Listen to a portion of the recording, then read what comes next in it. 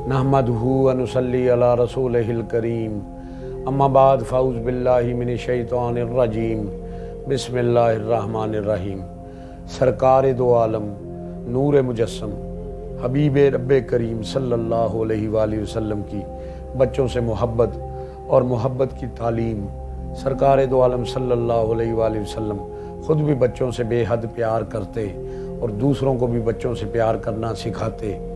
अरब के बद्दू लोग सख्त मजाज होते थे और वो ये समझते थे कि इंसान जितना ज़्यादा सख्त दिल होगा उतना ज़्यादा लोग उससे मरूब होंगे और उसकी इज्जत करेंगे। इसी वजह से वो अपने बच्चों को भी प्यार नहीं करते थे। एक बार हजूर सल्लल्लाहु अलैहि वसल्लम अपने नवासे हज़रत हसन रज़ी अल्लाह ताला अन्हु का मुँह चूम रहे थे कि वहाँ मौजूद इकरा बिन हाबिस तमीमी ने हैरान होकर कहा, या रसूल अल्लाह सल्लल्लाहु अलैहि वसल्लम, मेरे 10 बेटे हैं मगर मैंने कभी किसी को प्यार नहीं किया। आप सल्लल्लाहु अलैहि वसल्लम ने फरमाया, जो रहम नहीं करता उस पर अल्लाह भी रहम नहीं फरमाता। दूसरी हदीस में है कि एक बद्दू ने अर्ज़ की, आप सल्लल्लाहु अलैहि वसल्लम बच्चों का मुंह चूमते हैं मगर हमने कभी नहीं चूमे। अब सल्लल्लाहु अलैहि वसल्लम ने फरमाया, अल्लाह ताला तुम्हारे दिल से शफ़क़त और रहमत निकाल दे तो मैं क्या कर सकता हूँ। हज़रत खालिद बिन सईद रज़ी अल्लाह ताला अन्हो की एक प्यारी सी बच्ची उम्मे खालिद रज़ी अल्लाह ताला अन्हा से हजूर सल्लल्लाहु अलैहि वसल्लम बहुत प्यार करते थे। एक बार किसी ने बारगाह रिसालत सल्लल्लाहु अलैहि वसल्लम में एक खूबसूरत फूलदार चादर तोहफ़ा में पेश की। आप सल्लल्लाहु अलैहि वसल्लम ने हाज़रीन से फरमाया, बताओ ये चादर किसे अता करूं। सब खामोश रहे। मतलब ये था कि आप सल्लल्लाहु अलैहि वसल्लम अपनी मर्ज़ी मुबारक से जिसे चाहे अता फरमा दे। आप सल्लल्लाहु अलैहि वसल्लम ने फरमाया, उम्मे खालिद को बुला कर लाओ।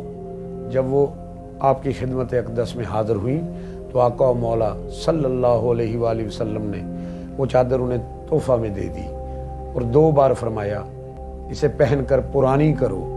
इस दुआ का मतलब ये है कि अल्लाह ताला तुम्हारी उम्र दराज करे। फिर आप सल्लल्लाहु अलैहि वसल्लम ने चादर पर बने नक्शो निगार पर हाथ मुबारक रख कर फरमाया, ये देखो बेटी कितने खूबसूरत फूल हैं। ये सुनकर वो बहुत खुश हुई। एक और मौका पर उम्मे खालिद रज़ी अल्लाह ताला अन्हा अपने वालिद के साथ बारगाह नबवी सल्लल्लाहु अलैहि वसल्लम में हाज़िर हुई तो जर्द कुर्ता पहने हुए थी। हजूर सल्लल्लाहु अलैहि वसल्लम ने इन्हें देखकर मुस्कुराते हुए फरमाया, सन्ना सन्ना, यानी बहुत खूबसूरत बहुत खूबसूरत।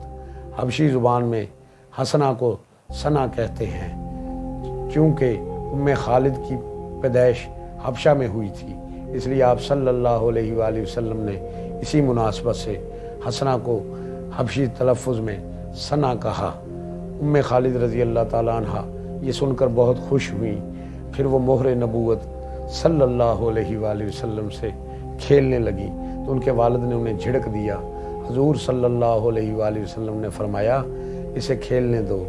एक मरतबा बारगाह नबवी सल्लल्लाहु अलैहि वसल्लम में ताइफ से अंगूर आए। उस वक़्त हज़रत बशीर रज़ी अल्लाह ताला अन्हो के छोटे बेटे हज़रत नुमान रज़ी अल्लाह ताला अन्हो भी खिदमत अक़दस में हाजिर थे।